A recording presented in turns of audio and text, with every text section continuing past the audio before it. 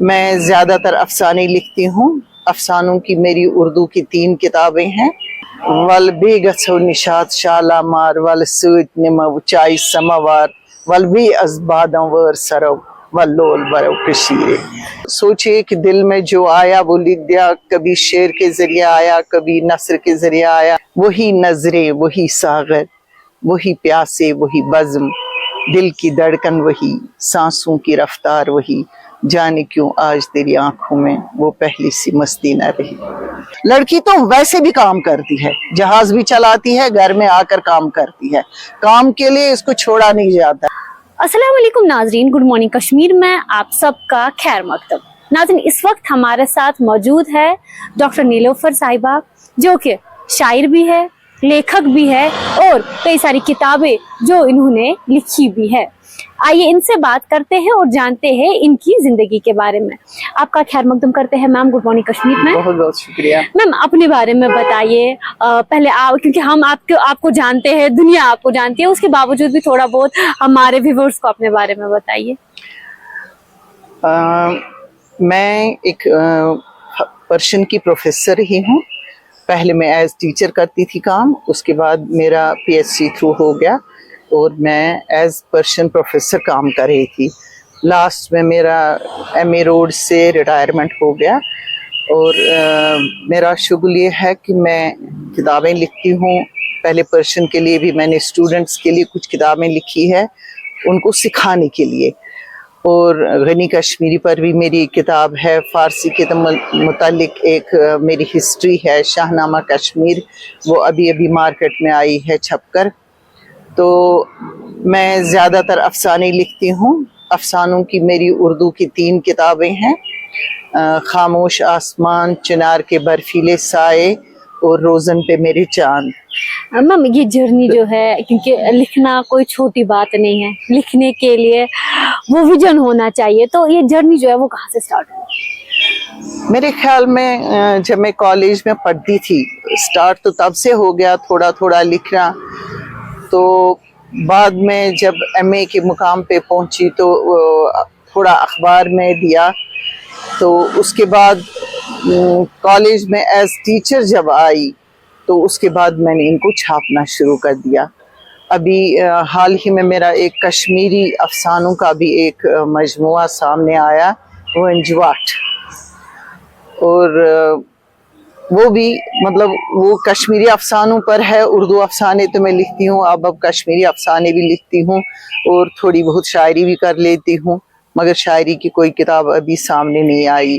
بس سوچے کہ دل میں جو آیا وہ لکھ دیا. کبھی شعر کے ذریعے آیا, کبھی نثر کے ذریعے آیا, کبھی کسی کی سٹوری دیکھی, کبھی ہمارے اپنے حالات دائیں بائیں جو آپ کے یہاں ہوتا ہے اس کو قلم بند کرتے ہیں. میم, آپ نے یہاں پر ذکر کیا کشمیری افسانوں کی, جی.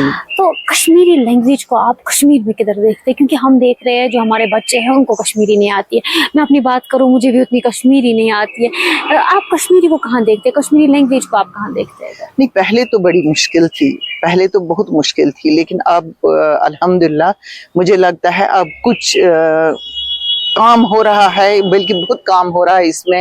اسکول کے بچے بھی کشمیری پڑھتے ہیں اور ماؤں سے زیادہ اب بہتر بچے ہی پڑھتے ہیں.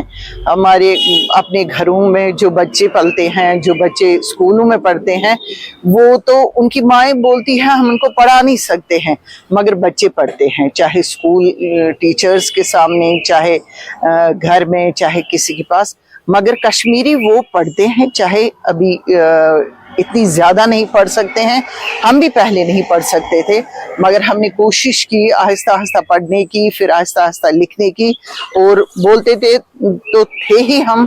اور گھروں میں جب ہم بچوں کے ساتھ بولتے ہیں, بچے بھی بول سکتے ہیں, میرے اپنے بچوں کے بچے ہیں, میں ان سے کشمیری میں بات کرتی ہوں تو وہ بھی کچھ بات کرنے لگے ہیں. میرے وہ چھوٹے اپنے کہتے ہیں تو چھو وارے, میں ان کو بولتی ہوں تو چھو وارے دما احنز آ, تم چھو وانا تو احنز آ اشوارے.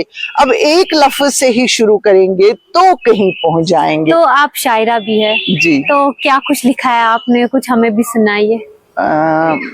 ول بی گھو نشاد شالامار ول ست نمو چائے سماوار वलवी अज़बादं वर सरव वल्लोल बरव कशीरे। तो उर्दू में क्या कुछ लिखा है आपने? उर्दू में नज़में लिखी है, गज़लें लिखी है। एक छोटी सी आज़ाद नज़म है, वही नजरे वही सागर, वही प्यासे वही बज़्म, दिल की धड़कन वही, सांसों की रफ्तार वही, जाने क्यों आज तेरी आंखों में वो पहली सी मस्ती न रही। शुक्रिया शुक्रिया, बहुत खूब था, बहुत अच्छा था। तो मैम आपसे जानने की कोशिश करते हैं कि अगर कश्मीर की बात करें तो अक्सर लड़की को, औरत को या हमारी माएँ बहनें उनको बहुत पीछे कर देते हैं। ये सिर्फ घर काम खतर बने, बस क्या आपको लगता है कि लड़की सिर्फ घर काम खतर बनी? नहीं, अगर हम सिर्फ खाना बनाने के लिए हों, घर में बैठने के लिए, वो जमाना गुजर गया। वो मुझे तो लगता है अब गांव में भी ऐसा नहीं है, शहरों की तो बात ही नहीं है। मैं अपनी बेटी की बात करूंगी, वो तो लॉ उसने पढ़ा है, अकेली बैठी है वहाँ, कंपनी में काम करी। ये जमाना वो नहीं है। हाँ, अभी भी ऐसा नहीं है कि 100% हम अपनी लड़कियों को देते हैं, ऐसा भी नहीं है। अभी बहुत कम है, बहुत रोशनी बाकी है अभी, जो हमें चाहिए गांव-गांव फैलाने के लिए। अभी हम बस कुछ घरों में अभी भी है कि लड़कियों को बाहर मत निकालो, लड़कियों को मत पढ़ाओ, लड़कियों को काम करना है। लड़की तो वैसे भी काम करती है, जहाज भी चलाती है, घर में आकर काम करती है। काम के लिए इसको छोड़ा नहीं जाता है, काम के लिए इसको बख्शा नहीं जाता है, काम तब भी करती है। मगर आज लड़कों में तब भी इतनी रोशनी आ गई है कि वो भी अपनी बीवी, अपनी बहन, अपनी माँ का हाथ बटाते हैं।